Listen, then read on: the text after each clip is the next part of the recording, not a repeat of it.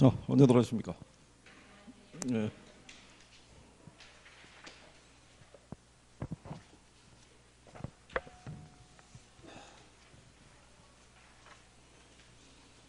지난 시간에 이 수요에 대한 것까지 하셨죠? 그 수요 변화 요인하고요. 수요 변화 요인에서 대체제하고 보완제의 관계하고 수요량의 변화하고 수요의 변화 있죠. 예, 그거는 시험상에서 꾸준히 언급을 하니까 그 두 가지 관계는 잘 기억을 해 두셔야 돼요. 어지를.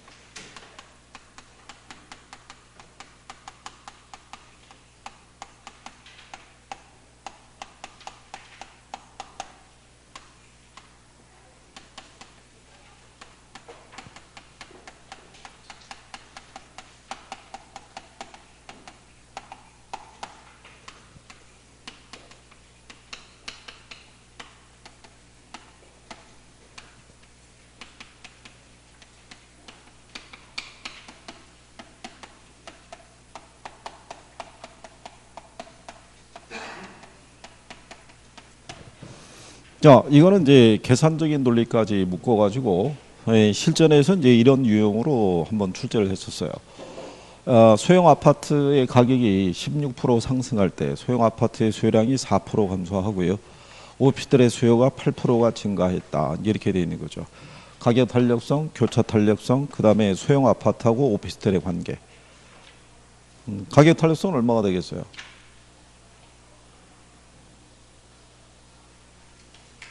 응? 가격 탄력성.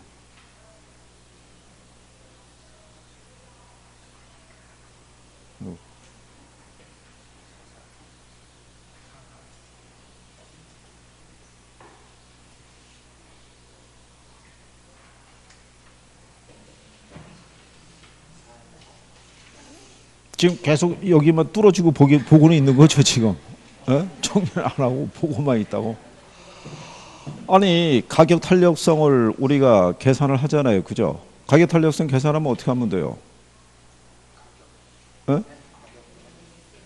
자, 우리가 뭐라고 그랬냐면요. 가격 탄력성 얘기할 때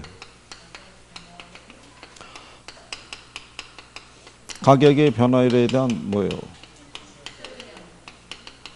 자, 우리가 탄력성을 표시할 때 분수식이니까 읽을 때는 밑에서 위로 올라가야 된다 그랬죠. 계산할 때는 반대로. 그래야지 얘를 구할 거 아니에요. 그죠? 나누면 된다고요. 지금 얘가 수요량이 몇 프로가 줄었다는 거예요. 4%. 얘가 몇 프로? 16분의 4니까 4분의 1이잖아요. 그럼 얘 0.25 나오겠죠. 그렇죠? 얘가 16%일 때 4니까 16분의 4니까 4분의 1일 거 아니에요. 그죠? 예? 예. 교차 탄력성은 얼마가 되겠어요? 교차 탄력성은. 자, 교차를 얘기할 때는 이게 X의 가격에 대한 YJ 수요량 변화율을 얘기하니까 교차는 얘하고 틀리다고 그랬잖아요. 그러니까 여기가 예를 들어서 아파트면 여기가 오피스텔이잖아요. 그럼 16분의 8이잖아요. 그럼 0.5일 거 아니에요. 그죠? 소형 아파트하고 오피스텔의 관계는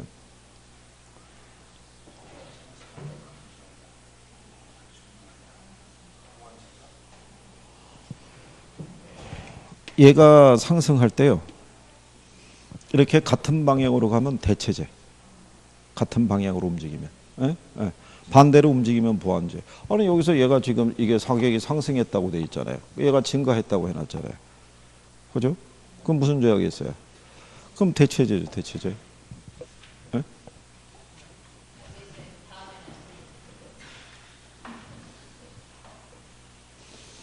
이쪽은 다양한 유형으로 낼 수 있기 때문에 정리가 확실하게 되셔야 돼요.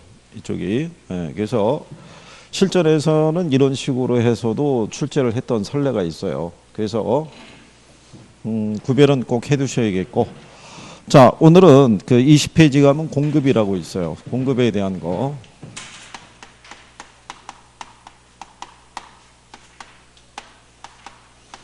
자, 공급이라는 것도요, 일정 기간 동안 생산자가 재화 서비스, 즉 상품을 공급하겠다는 욕구이자 계획을 우리가 공급이라고 얘기를 해요. 그러니까 실질적으로 이 생산자가 공급을 완료한 건 아니고요. 공급을 하겠다는 어떤 욕구를 우리가 나타내더라, 이제 이런 얘기죠. 그리고 이 공급의 성격도요, 얘도 사전적 개념이라고 그랬고요.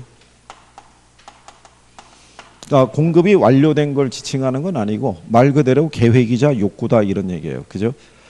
이 도시에 있는 건설업체가 이 2019년 들어오면서 주택 공급을 한 500채 정도를 공급할 계획을 가지고 들어왔는데 막상 경기가 안 좋으면 그거보다 훨씬 적은 양만 생산할 수도 있다, 이런 얘기예요. 그래서 공급이 완료된 개념은 아니고요. 그 다음에 여기서 얘기하는 공급도 유효 공급이라고 그래요.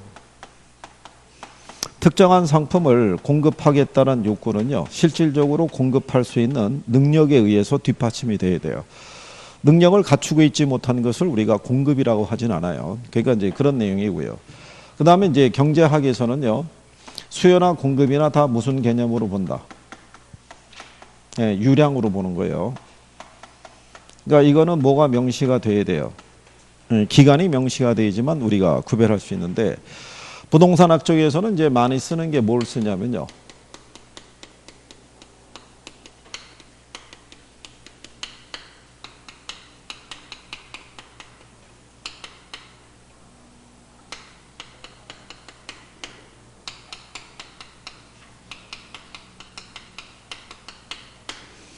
공급 쪽에서는 요 세 가지 표현을 잘 쓰는데요.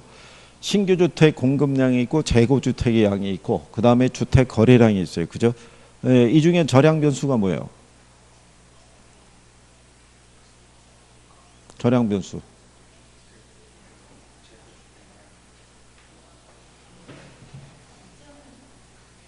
그러니까 판단하세요. 자, 여기 있는 재고 주택의 양이 있죠. 쌓여 있는 양이 있잖아요. 그죠? 빨리 와. 너 오늘도 안 나왔으면 내가 저기 집으로 전화하려고 그랬어. 아버님한테. 여기 안 나오고 있다고.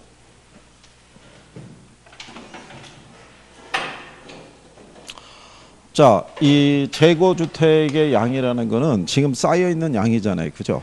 이 도시에 현재 존재하고 있는 주택의 양이 있죠.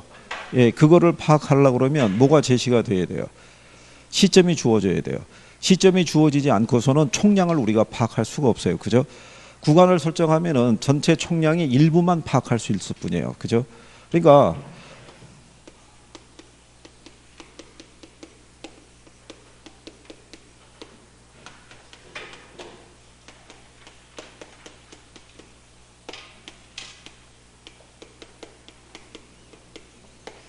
자, 2019년 5월 17일 현재 대전시의 주택이 125만 채가 현재 존재하고 있대요. 이 정도 수준이. 그러면 이 125만 채라는 거는 올해라든가 작년 이 사이에 공급된 주택을 얘기하는 건 아니겠죠. 그렇지 않겠어요? 지금까지 누적되어 온 양을 얘기를 하겠죠. 그죠? 자, 근데 요 중에서 가령 예를 들어서 작년 있죠. 2018년에 거래가 된 주택의 양이 있죠. 작년에. 그거를 우리가 파악하려고 그러면 이 시점을 가지고는 측정할 수가 없죠. 이 안에 포함되어 있으니까. 그러니까 얘를 우리가 구별하려고 그러면 뭐를 설정을 해야 돼요? 구간을 설정을 해야겠죠. 그러니까 여기 있는 주택 거래량은 유량 개념이라는 거죠. 기간이 명시가 되지만 이 수량을 우리가 파악할 수 있고, 신규 주택 공급량도 마찬가지겠죠. 2019년 들어오면서 새롭게 공급된 주택의 양을 파악하려고 그러면 시점을 가지고는 파악할 수가 없죠. 뭐가 주어져야 돼요? 기간이 명시가 돼야 되는 거예요. 그러니까 이 중에서 재고주택의 양은 절량이고 나머지 두 가지는 유량 변수에 해당이 된다는 거. 그래서 시험 지문에서 가끔씩 활용하니까 구별은 해두시는 게 필요할 거예요. 자, 그래서 이제 그 개념에 대해서 우리가 정리해 봤고요. 그 다음에 거기 보면 이 단가로 이번에 공급 곡선 및 그 특징이다라고 이제 이렇게 명시를 해놨는데요. 여기에서는 우리가 지난번에 이렇게 해드렸던 거죠. 공급 함수라는 거는 이 공급량에 영향을 미치는 여러 가지 변수들과의 관계를 이제 함수로 나타낸 거죠. 그래서 해당 재화의 가격이라는 것도 있고요.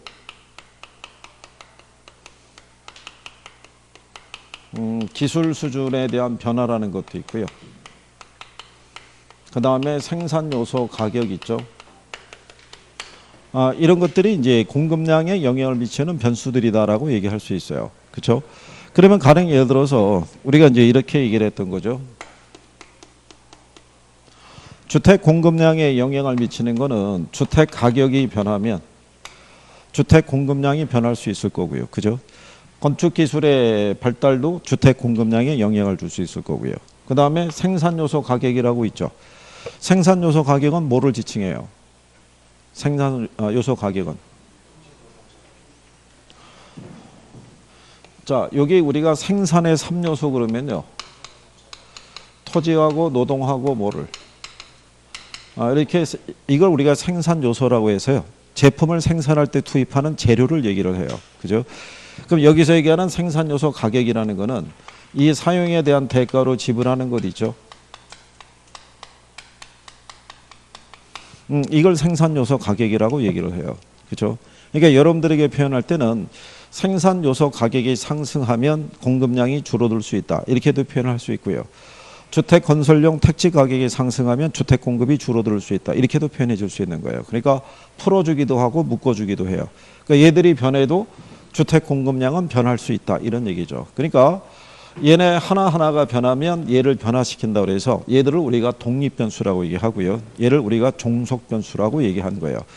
근데 얘들이 동시에 변하면 우리는 그래프상에 한 번에 다 표시할 수 없으니까 여기도 가정을 부여하는 거예요. 여기서 해당 재화의 가격이 변할 때 다른 요인은 어떻다고 가정하는 거예요? 예, 불변이라고 가정하는 거예요.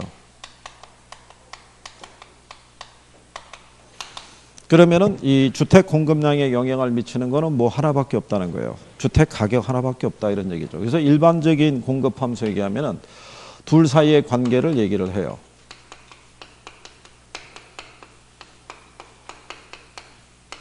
그러니까 결국 이 공급량이 얼마가 되느냐 여부는요. 이 가격에 의해서 결정이 되는 거예요. 공급량에서 가격이 결정이 되는 논리는 없다. 이렇게 생각하시면 돼요. 그죠? 네, 그러면 우리가 지난번에 이미 이렇게 공급 함수를 제시했을 때요. 여기 보면은 이 공급량이 미지수잖아요. 그죠? 예, 얘를 구하려고 그러면 뭐를 알아야 돼요? 가격을 알아야 돼요. 우리가 균형 가격과 균형 거래량을 계산할 때는요. 균형 가격 하에서는 수혜량과 공급량이 일치를 해요. 그렇기 때문에 균형 가격을 먼저 도출을 해야 수혜량과 공급량, 즉 균형 거래량을 계산할 수가 있어요. 근데 지금 공급 함수만 주어져 있기 때문에 우리가 가격을 도출하기가 어렵죠. 그러니까 임의대로 가격을 하나 제시해 주는 거예요. 만약에 가격이 10이라고 가정하게 되면요.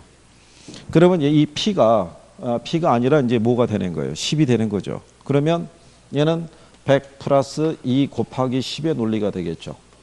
여기 10이라고 그랬으니까. 그러면 얘가 120이 되겠죠. 그러니까 얘가 120이 된 이유는 얘가 얼마이기 때문에? 10이기 때문에. 자, 그런데 만약에 얘가 20이라고 가정을 하자고요. 그러면은 얘가 2 곱하기 20이 되겠죠. 그러면 얘는 140이 되겠죠. 그렇죠? 그러면 얘네가 120이 되거나 또는 140이 되게 된 이유는 어디에서 결정이 된 거예요? 가격에서 결정이 된 거죠. 그럴 때 다른 요인은 불변이라고 가정할 때 여기서 하나의 법칙이 만들어지는 거죠. 가격이 10에서 20으로 상승하면 양이 늘어나요. 근데 20에서 10으로 떨어지면 양이 줄어들어요. 그렇죠? 그러니까 다른 요인은 불변이라고 할 때 가격과 공급량은 서로 무슨 관계라고 얘기할 수 있어요? 네, 이게 비례 관계예요.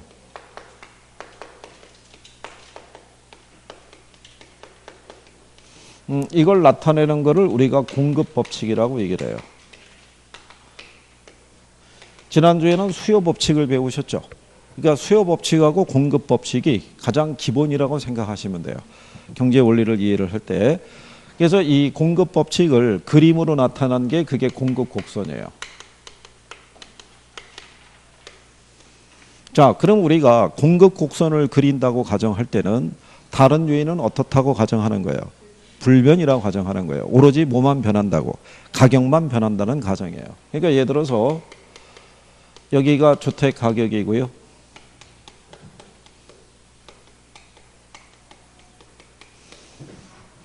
이 주택 가격이 10일 때는요, 얘가 120이 되고요. 얘가 20일 될 때는 140이. 그렇죠? 여기서 이제 도출해 갖고 온 거죠. 이렇게. 그러면은 지금 다른 요인은 다 불변이라고 가정할 때 뭐에 의해서? 가격에 의해서 양이 결정이 됐죠. 그러면 이때 만나는 점이 있잖아요. 그러니까 눈에 보이는 두 개의 점 말고도 보이지 않는 점들이 여기 숨어 있죠. 그렇죠? 예, 그래서 이 점을 쭉 연결한 게 무슨 선? 그게 공급 곡선이고요. 그래서 이게 기울기가 무슨 기울기를 갖는다고 그래요? 예, 우상향하는 기울기를 갖는다라고 얘기를 해요. 그래서 다른 조건은 불변이라 가정할 때 가격과 공급량은 서로 무슨 관계다? 비례 관계다. 예, 그 관계를 이제 정리하시면 되겠고요. 자, 그럴 때 이제 그 밑에 가시게 되면 공급량의 변화하고 무슨 변화가 있냐면 공급의 변화라고 돼 있어요. 그렇죠?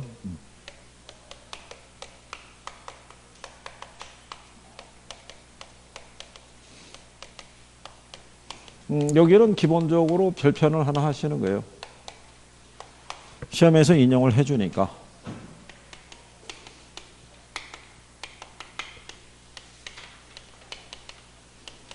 자, 그러면 이 공급량의 변화를 유도하는 요인이 있죠.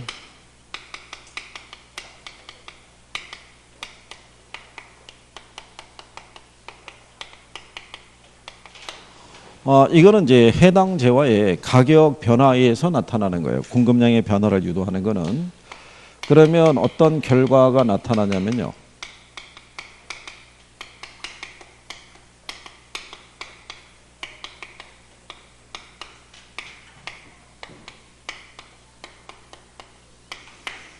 동일한 공급 곡선상에서의 점의 이동으로 나타나요. 그런데 출제자들이 이거는 거의 생략시켜요. 뭐 점도 생략할 수 있고요. 여기서 이 상도 생략할 수 있어요. 그러니까 반드시 점이 있다 없다로 판단하시면 곤란한 거예요. 무슨 말인지 아시겠죠? 네, 그러면 뭐 이런 얘기예요.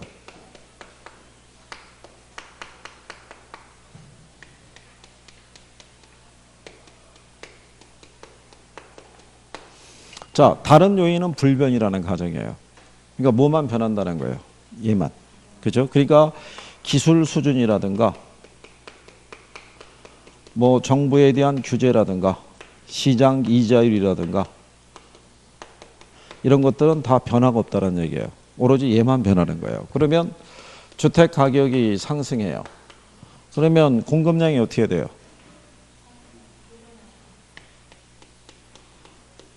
늘어나겠죠. 얘가 하락하면요. 얘는 감소할 거 아니에요. 그죠? 왜 그런지는 우리가 공급 법칙에서 배웠잖아요. 가격과 공급량은 뭐 하니까? 비례하니까. 그죠? 그러면 지금 얘네가 변했잖아요. 얘네 변화를 준 요인이 뭐예요? 해당 재화의 가격이라고요. 그죠? 그러면 얘가 변한 거를 우리가 그림상에서 확인해 보면 이렇다는 얘기죠. 주택 가격하고 주택 공급량이 이렇게 주어져 있을 때요. 다른 요인은 일정하다고 가정할 때 얘가 상승한 거죠. 그럼 양이 어떻게 돼요? 늘어날 것이고. 얘가 하락하게 되면 이 양이 어떻게 돼요? 줄어들죠. 이 변화를 우리가 표시해 보면은 원래의 균형점에서 그죠? A라는 점과 이렇게 B라는 점으로 이동하죠. 그죠? 그러면 얘만 이렇게 그려보면은 그죠? 똑같은 선이잖아요. 똑같은 선 안에서 뭐가 발생하는 거예요? 이렇게 점의 이동이 발생하잖아요. 그죠? 이렇게 변화가 발생하는 거를 무슨 변화? 공급량의 변화라고 얘기하는 거예요. 공급량의 변화. 자, 그러면 공급의 변화라는 건요.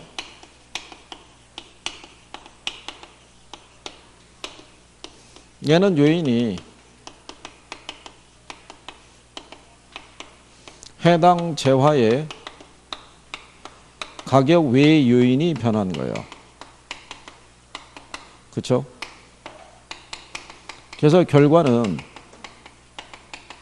공급 곡선의 이동으로서 표시할 수 있는 거죠. 그러면 자, 주택 가격이 있고요. 주택 공급량이 있을 때 얘네가 증가하기도 하고요. 얘네가 감소하기도 하는데 얘는 변화가 없어요. 얘는 변화가 없는데 예를 들어서 생산 요소 가격이 있죠. 예, 이게 하락하면 공급이 늘어날 거고요. 생산 요소 가격이 상승하면 공급이 줄어들겠죠. 그렇죠? 그러니까 요건은 얘가 아니라는 거예요. 얘 말고 생산 요소 가격이 뭐 했을 때 하락했을 때 증가할 거고요. 생산 요소 가격이 뭐 할 때 상승했을 때 얘는 줄어들 거 아니에요. 그러니까 얘를 변화 준 거는 가격이 아니라는 얘기예요. 그러니까 이거를 우리가 그림으로 확인해 보면 이렇게 돼 있을 때 주택 가격은 변화가 없어요. 변화가 없는데 얘가 변해요. 얘가 이런 식으로 늘어나기도 하고요. 또는 이런 식으로 줄어들기도 해요. 그러면 이 변화를 얘처럼 선 안에서 점의 이동을 유발할 수가 없죠. 뭐가 변하지 않았으니까. 가격이 변하지 않은 거죠. 그래서 이 변화를 간접적으로 표시해 주기 위해서 경제학자들이 선을 새로 그린 거예요. 이렇게. 하나 그렸더니 원래 있던 곡선이 좌우로 이동한 형태가 나타나죠. 그죠? 이렇게 변화되는 거를 무슨 변화라 한다? 공급의 변화라고 얘기를 하는 거예요. 그죠? 여기는 하나의 선에서 이동이 발생하는데 얘네들은 이런 식으로 해서 원래 있던 선에서 선들이 하나씩 더 늘어나죠. 이렇게. 그렇죠? 네, 그러니까 이 변화가 발생하는 것은 공급의 변화가 된다는 것을 기본적으로 구별을 하시는 게 필요해요. 무슨 말인지 아시겠죠? 그래서 그거 정리를 해 두시면 되겠고요. 그 다음에 이제 또 뭐 하나 이제 정리하시면 되냐면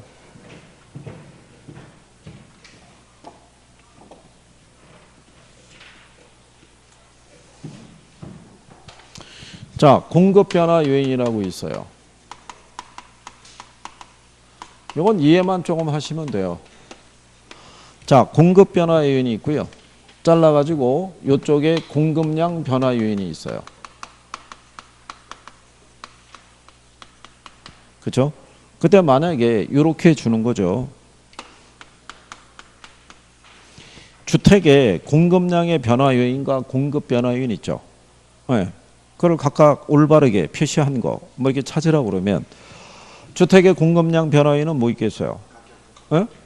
그거는 여기 얘가 주택이 있잖아요. 그러니까 얘가 해당 재화라는 거예요. 그러니까 여기서 주택 가격 있죠.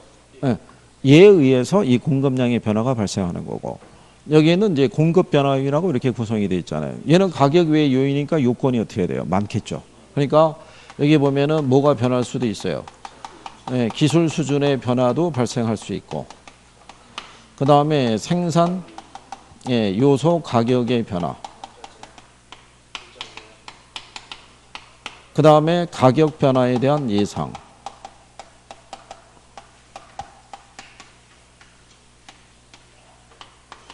자, 만약에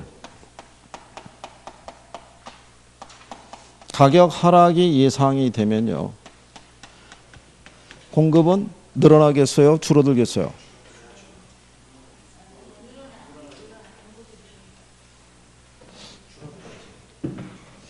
자, 여러분 보시면 원래 2,500원짜리 담배 한 갑의 가격이 4,500원으로 올랐어요. 그죠? 정부가 6월 1일자로 올리겠대요. 그렇죠? 그러면 공급이 어떻게 돼요? 담배 공급이 줄어들겠죠. 예. 근데 4,500원을 유지하고 있다가 정부가 이게 너무 서민들의 부담이 커진다고 보고 6월 1일자부터는 다시 2,500원으로 회귀하겠다는 얘기죠. 그럼 가격을 떨어뜨리겠다는 얘기잖아요. 그럼 공급이 어떻게 되겠어요? 그럼 늘어나야 되죠. 그렇죠? 이거 만약에 한 보름 지나면 반값밖에 못 받을 거 아니에요. 그러니까 지금 담배를 갖다가 한 보루를 사면 5갑을 갖다가 끼워서 주겠다라고 막 지금 팔아야 되죠. 손해를 줄이기 위해서. 그러니까 가격 하락이 예상이 되면 공급자들은 손실을 줄이기 위해서 더 떨어지기 전에 팔아야 된다고요. 그러니까 가격 하락이 예상이 되면 공급이 늘어나는 거예요. 무슨 말인지 이해하시겠나요? 가격이 올라갈 거라고 예상이 되면 공급이 줄어들어요. 그죠? 네. 오른 다음에 파는 게 유리하니까. 그러니까 이런 변화 등에 대해서는 구별 정도는 할 수 있어야 돼요. 그죠? 어느 정도는 뭐 구별할 수 있을 거라고 생각해요. 가끔 이제 그 지문상에서 어떻게 해주냐면요.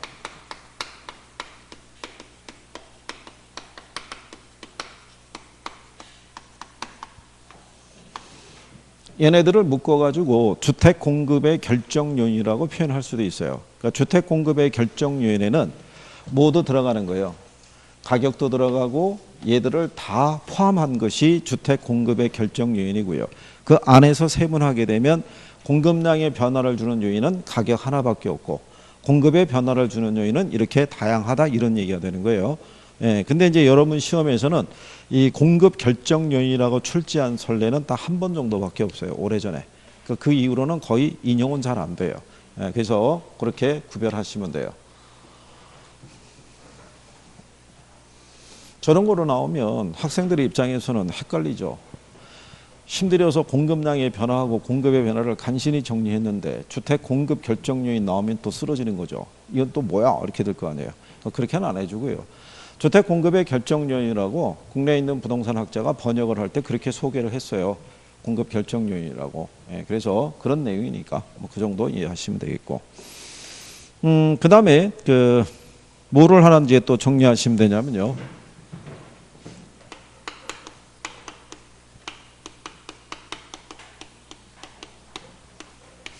여러분들 교재 21페이지에 보시면 우측에 중간에 가면 토지의 물리적 공급하고요. 경제적 공급 곡선 이렇게 나와 있죠. 예, 그 관계를 우리가 이제 정리를 한번 해보는 거예요. 예. 자, 그러면 제일 먼저 나오는 게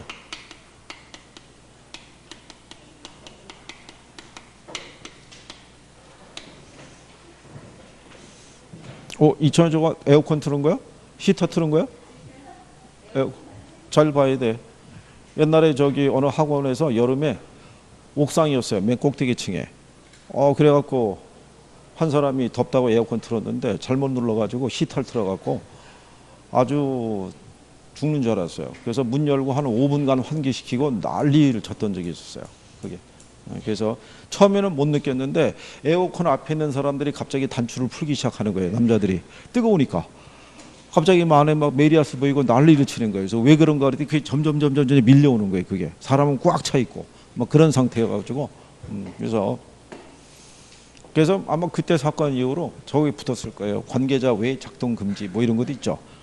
그게 이제 붙었을 거예요. 뭐 지켜보면 알 수 있겠죠. 뭐. 그래서 그냥 너 오늘 편하게 왔다. 편하게. 어디서 온 거야?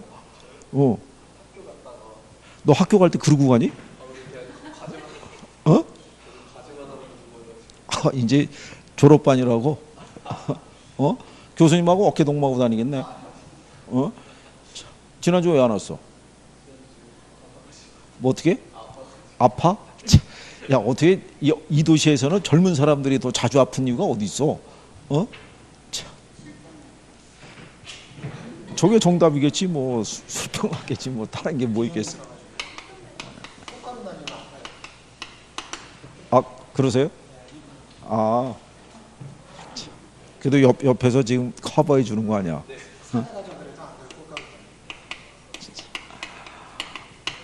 자, 부동산 특성을 기준하면요. 부동성으로 인해서 위치의 공급이라고 얘기를 하고요. 부증성으로 인해서 비탄력적인 공급이라고 해요.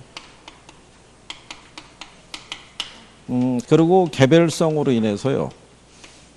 독점적인 공급이라고 얘기를 해요. 이게 예전에 시험에는 한번 어떻게 나왔냐면요. 개별성으로 인해 가지고 부동산 공급을 비탄력적이고 비독점적인 공급으로 만든다라고 해서 한번 틀리게 한번 준 적이 있어요. 그거 외에는 뭐 자주 인용을 하진 않는데 뭐 이렇게 보시면 되겠고요. 그 다음에 토지 공급이 있을 때요. 토지에 물리적 공급이 있죠. 물리적 공급은 가능해요? 불가능해요?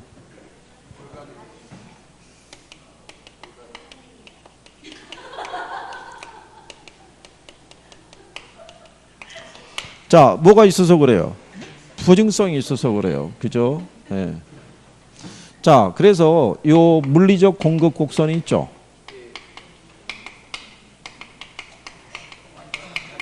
기울기가 어떻게 돼요? 기울기가. 예? 이게 수직선이에요. 표현을 뭐라고 얘기를 해줘요? 완전 비탄력죠. 예, 부호는 뭐로? 0으로. 예, 거기까지 출제 인용을 해요. 그러니까 구별은 해주셔야 돼요. 수직선이고 이걸 우리가 완전 비탄력적, 부호는 뭐로 표시한다? 예, 0으로 표시한다는 거. 예. 그 다음에 경제적 공급은 가능하겠죠. 뭐가 있어서요? 용도의 다양성이 있어서. 그렇죠? 그때 이 경제적 공급 곡선은 기울기가 우상향해요. 그러니까 얘는 물리적으로 양을 늘리는 게 아니라 용도 변경을 통해서 공급을 늘리는 효과를 가져오는 거예요. 그러니까 물리적 공급 곡선이 이렇게 주어져 있을 때 토지의 양 자체는 불변해요. 그죠? 다만 용도 변경을 통해서 기울기만 이렇게 완만하게 해주는 경우라고 생각하시면 돼요. 그죠? 예. 그래서 얘도 시험에서 한번 나온 적이 있어요. 우상향하는데 우하향한다고 해서 한번 틀리게 출제한 적이 있고, 이거는 기본적으로 물어보는 거예요. 그러니까 이제 그거 정리하시면 되겠고요. 예, 그 다음에 하나 더 하게 되면은요, 이것도 알아두시는 거예요.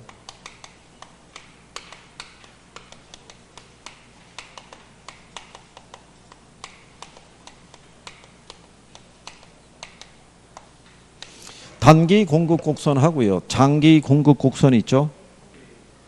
예, 이것도 알아둬야 돼요. 그죠? 여러분들 교재에서는 중간 박스에, 중간 그림에 오른쪽에 가면 토지의 경제적 공급 해놔갖고 단기와 장기로 해서 기울기가 서로 다르게 해놨죠. 이거를 그림으로 물어보진 않는데 이게 가장 기본적으로 물어보는 것 중에 하나가 이거예요. 그러면 단기라는 건요, 생산 요소의 이동이 있죠. 이동이 제약을 받는 시기를 단기라고 그래요.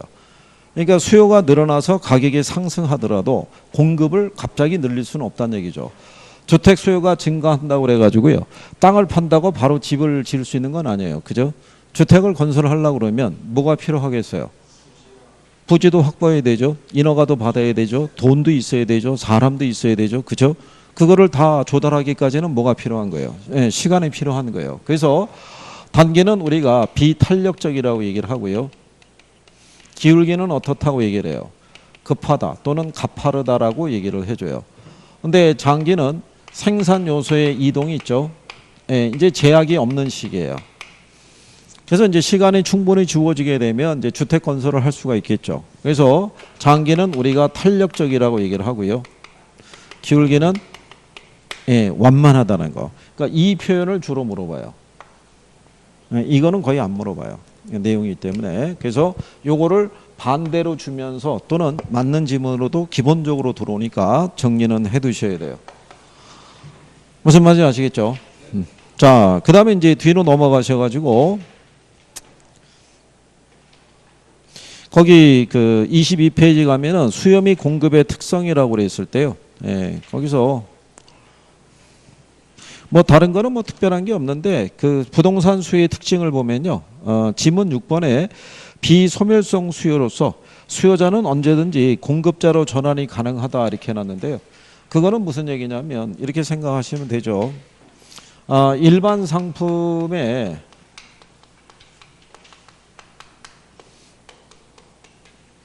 수요자가 있고요, 그 다음에 이 부동산에 대한 뭐가 있겠어요? 예, 수요자가 있으면 둘의 공통점은 뭐냐면 산다라는 거예요. 그죠? 예, 사는데 얘네는 쓴다라는 개념이에요. 소모성 재화이기 때문에 소비하는 개념이에요. 근데 여기는 보유하는 개념이에요. 주택을 우리가 소비를 하지만 얘가 바로 없어지는 애가 아니죠. 그러니까 보유하고 있다가, 그러니까 원래 여러분들이 한 25평 갖고 있다가 한 30평형대로 이사를 가죠. 그러면 보유하고 있는 거 어떻게 하겠어요? 팔겠죠. 팔고 다시 사겠죠. 그렇죠? 그러니까 지위 관계가 이렇게 바뀌어 간다는 거예요. 얘는 소멸성 제하니까 다 쓰면 다시 뭐 해야 돼요? 사야겠죠. 그러니까 여기는 수요자로서의 역할밖에 못하는데 여기는 수요자가 공급자가 되기도 하고 공급자가 수요자가 되기도 하더라라는 것을 얘기를 해주고 있는 거예요. 그냥 참고로 알아두시면 돼요. 거기 지문에 있으니까. 그 다음에 부동산 공급의 특징에서 보시게 되면 거기 동그라미 3번에 부동산 공급자에는 신규 생산자뿐만 아니라 기존 주택이나 건물의 소유자도 포함이 된다라고 지난번에 설명해 드렸어요. 그죠? 기억하시죠? 그래서 뭐 그런 특징 정도 있다라고 알아두시면 되겠고요. 그 다음에 이제 그 밑에 가면 균형의 결정 및 균형의 이동이라고 되어 있어요. 그죠? 네, 거기를 이제 우리가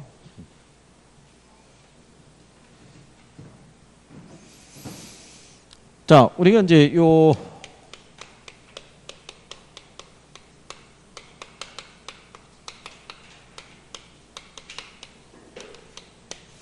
수요와 공급의 균형에서 보면요.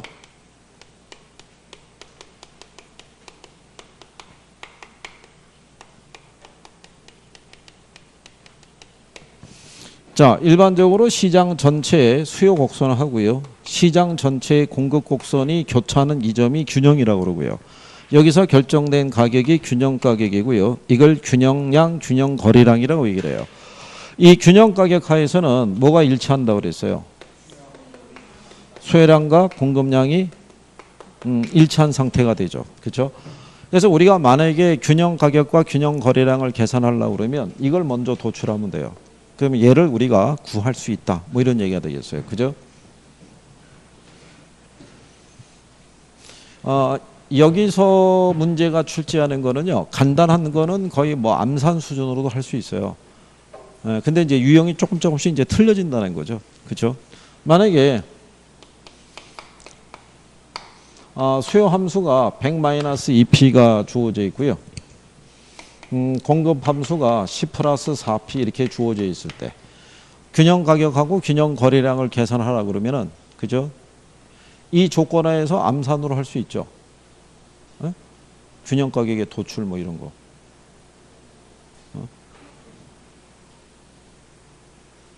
이거 참 표정이 그런 무리한 얘기를 갖다가 지금 이 시간에 한단 말이야. 뭐 이런 거예요. 그죠? 김총각은 벌써 후회하는 표정이 역력하네. 너 조금 지나면 나와서 풀어봐야 돼. 분필 줄 테니까. 그러면 이제 네 얼굴이 공개가 되는 거야. 이제 여기에. 그럼 사람들이 이제 다 아는 거야. 이제. 그치? 야, 새로운 댓글이 하나 올라온 거 아냐? 김총각처럼 되지 않기 위해서 열심히 해야 될 것 같다라고 얘기를 해. 저는 참 큰일 났어. 자, 여기 보시면 이 균형 가격 하에서는 수요량과 공급량이 어떻게 돼요? 같아지겠죠. 그러면 먼저 뭐를 구해야 되겠어요? 균형 가격을 구해야 되죠. 그러니까 균형 가격 하에서는 수요량과 공급량이 일치한다고요. 그럼 얘네 두 개씩을 나란히 연립을 하게 되면 자, 요렇게 이제 식이 배열이 되겠죠. 그럴 때 여기 요 상수 있죠. 상수는 상수끼리 묶어주면 되고요. 부호는 부호끼리 묶어주면 돼요. 그런데 묶어주는 과정에서 얘들이 이 등호를 왔다 갔다 해야 돼요. 근데 등호를 넘나드는 과정에서 부호가 바뀌는 거예요. 그죠? 그러니까 마이너스 2p는 뭐로 바뀌겠어요? 플러스로. 그 여기 10이 있을 때 얘는 플러스의 부호가 생략되어 있다고 그랬죠. 양수는 부호를 생략하니까.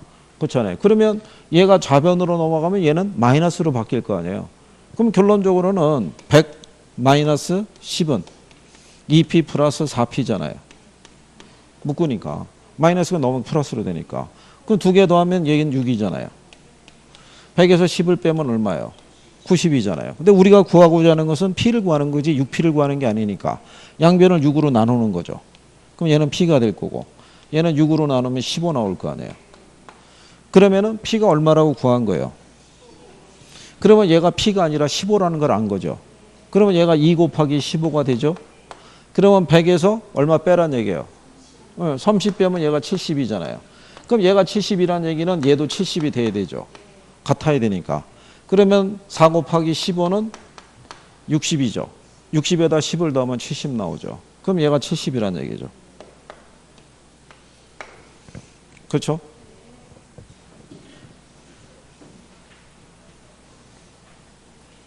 자, 그러면 만약에 이런 상태가 됐을 때요.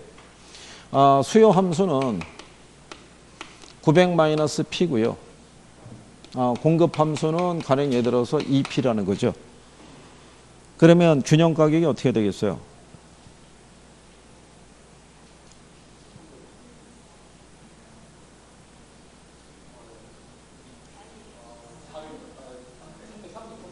아니 그냥 여기서 자 이것도 기출에서 나왔던 거거든요. 일례거든요. 그러면 이제 학생분들이 이렇게 나왔었단 말이에요. 그러니까 얘를 또 찾을 거 아니에요. 이렇게 배웠는데 어디 갔을까? 그죠? 안 보이잖아 이게. 그것도 당황하는 거예요. 이게. 출제자도 이제 그런 걸 노리는 거예요. 그럼 똑같은 거예요. 얘만 묶어주면 되는 거예요. 그냥. 그러면 그냥 900이 몇 P가 되는 거예요. 그럼 양쪽을 3으로 나누라는 얘기니까 P가 얼마 나오겠어요? 그러면 균형 거래량은 얼마가 되겠어요? 얘가 이제 300이라는 걸 알게 됐잖아요. 900에서 300 빼면 얘 600이죠. 그럼 얘도 600이 나와야 되잖아요. 2 곱하기 300 하면 600이죠. 무슨 말인지 아시겠나요? 네.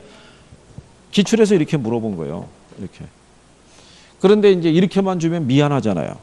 그죠? 네. 그러니까는 출제자가 이거를 갖다가 슬쩍 또 바꾸는 거예요. 얘가 900-P에서 1200-P로 바뀌었다는 거예요. 그죠? 그러면 균형 가격과 균형 거래량은 어느 정도의 크기로 변했느냐를 물어보는 거예요. 그럼 얘도 어떻게 하면 돼요? 3P가 1200이잖아요. 그럼 P가 얼마? 400이잖아요. 그러면 300에서 400으로 얼마만큼 상승한 거예요? 100. 그게 답이었다고요. 무슨 말인지 아시겠죠? 네, 그러니까 여기는 그래도 조금 인간적이에요. 저기가. 네. 근데 저렇게 나오다가 두 하나에 또 쓰러지는 거예요. T 시점에서 T 플러스 1에서 이렇게 나온다고요. 여기에서는 얘가 1200-P였는데 여기서는 얘가 1500-P로 바뀐다고. 이렇게. 그럼 학생들은 이게 본질인데 여기에 휘말리는 거예요. 이게 뭐지? 배운 적이 없는데 뭐 이런 거예요. T라는 건 현재 시점을 얘기를 하고요. T 플러스 1은 다음 기를 얘기하는 거예요. 그죠? 이게 출제자 또 이렇게 준 거예요. 이렇게. 그래서 또 저거를 파헤치느라고 또 문제를 못 풀었다고 얘기하니까 선생님이 쓰러지는 거죠. 그냥. 좀 뭔 의미가 있겠어요. 그죠? 자, 어쨌든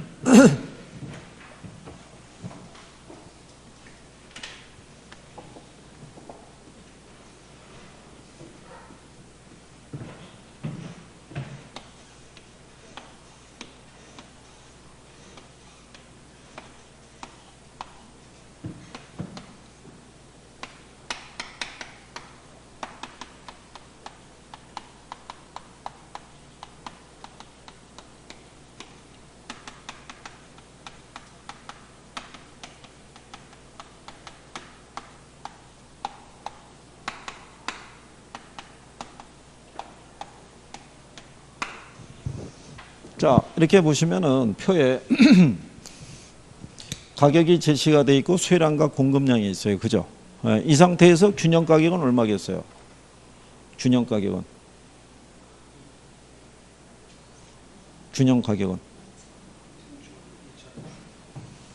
2,000원이 돼야죠. 네, 균형 가격 하에서는 수요량과 공급량이 일치하니까. 무슨 말인지 아시겠어요? 네. 근데 여기 보면 지금 보면은 1,000원일 때 보면은 공급에 비해서 수요가 많죠. 네, 이 상태 또는 수요에 비해서 공급이 부족한 상태 있죠. 이걸 우리가 초과수요라고 그래요. 그러니까 초과수요는 가격 상승을 유도하는 거예요. 근데 여기는 반대로 3,000원일 때는 수요가 적고 공급이 많아진 상태죠. 그걸 우리가 초과 공급이라고 그래요. 초과 공급은 수요에 비해서 공급이 많거나 공급에 비해서 수요가 부족한 상태를 얘기를 해요. 그래서 문장상에서 초과 수요는 가격 상승을 유도해요. 근데 초과 공급 상황에서는 뭐가 유발된다는 거예요? 가격 하락이 유도가 돼요. 네, 이거는 기본적으로 알아야 돼요. 무슨 상태냐면 균형이 이동을 해요. 이동을 할 때 가격이 변할 수 있겠죠. 네, 가격이 변하는 조건은 초과 수요나 초과 공급 상태에서만 변해요. 오르거나 내리거나. 무슨 말인지 아시겠나요?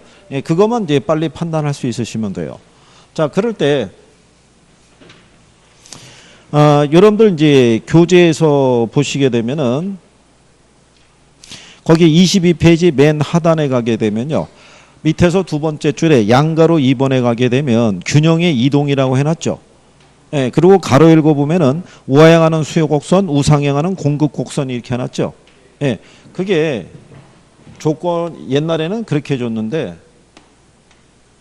이게 우하향하는 수요 곡선하고요.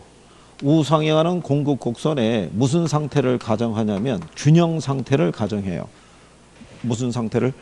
균형 상태. 그러니까 지금 남거나 모자람이 없는 상태예요. 그러니까 지금 딱 균형 거래량은 100이다. 이런 가정이에요. 그죠? 이 상태에서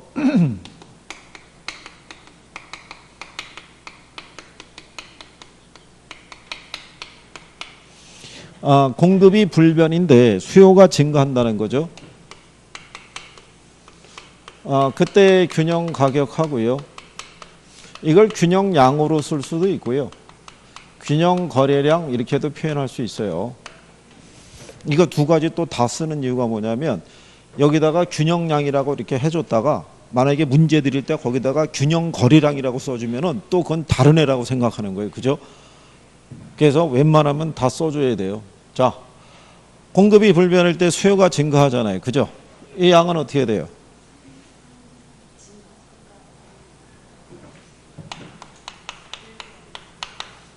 가격은요? 자, 얘가 증가하고 상승하는 이유를 아시겠어요? 그걸 아시면 되는 거예요. 지금 이 상태에서 균형 상태에서 얘만 늘었다는 거예요. 뭐만? 수요만. 원래 수요나 공급이나 100이었는데 공급은 그대로 100인데 수요만 120으로 늘은 거예요. 그러니까 무슨 상태가 돼버린 거예요? 초과 수요가 되니까 그래서 가격이 상승하는 거라는 거예요. 이해하시겠어요? 그러니까 얘가 늘었다는 거는 거래량이 늘었다는 것은 수요만 늘었다는 거예요. 그래서 초과 수요가 발생하면서 가격이 어떻게 돼요? 상승하는 거예요. 가격이 상승 또는 하락하기 위해서는 초과 수요나 초과 공급 상황이 돼야 돼요. 그러면 반대로 공급이 불변일 때 수요가 감소했대요. 그러면 균형 거래량은 어떻게 되겠어요? 감소하겠죠. 그러니까 여기서 뭐만 줄어들었다는 거예요? 수요만 줄어들었다 이런 얘기예요. 이렇게. 그래서 수요가 이렇게 80으로 줄어드는 거예요. 그러면 공급에 비해서 수요가 부족한 상태가 되죠. 그러니까 초과 공급이 되니까 가격이 어떻게 돼요? 네, 하락하는 거예요. 이해하시겠어요? 그거예요. 초과 수요 상태에서는 가격이 상승하지만 초과 공급 상태에서는 가격이 하락해요. 그러면 반대 논리로 이거죠. 수요가 불변인데 공급이 증가했대요. 그러면 거래량이 어떻게 돼요? 늘었다는 얘기죠. 늘었는데 뭐만 늘었다는 거예요? 공급만 늘었다고요. 그러니까 무슨 상태가 되는 거예요? 초과 공급이 되니까 가격이 어떻게 돼요? 하락하는 거라고요. 그러니까 얘는 그대로 100이었는데 공급이 120으로 늘어난 거예요. 이렇게. 그러니까 공급이 수요에 비해서 많아진 상태가 되니까 가격이 하락하는 거예요. 근데 반대로 수요가 불변인데 공급이 감소한다는 거죠. 그러면 거래량이 어떻게 돼요? 줄어드는 거죠. 그러면 이 조건이 무슨 상태가 되는 거예요? 초과 수요 상태가 되는 거예요. 그러니까 얘는 그대로 100인데 공급이 이렇게 80으로 줄었다는 얘기라고요. 그러니까 초과 수요 상태가 되니까 가격이 어떻게 돼요? 예, 상승하는 거죠. 이게 여러분 시험에 한번 출제한 거예요. 이거. 다음 중에 틀린 거 고르라 그런 다음에요. 공급이 불변인 상태에서 수요가 감소하면 균형 가격은 상승하고 이렇게 준 거예요. 그럼 틀렸을 거 아니에요. 그게 답이었다고요. 그걸 1번 지문으로 준 거예요. 그러니까 내용을 아시는 분은 쉽게 풀 수 있어요. 그렇죠? 자, 그거는 이제 뭐 관계가 없는데 두 개가 옆에 23페이지 가시면요. 상단에 박스 밑에 가게 되면 그 동그라미 2번에 수요와 공급 곡선이 모두 이동하는 경우 있죠. 네. 자, 여러분 시험상에서는 여기까지 줬어요.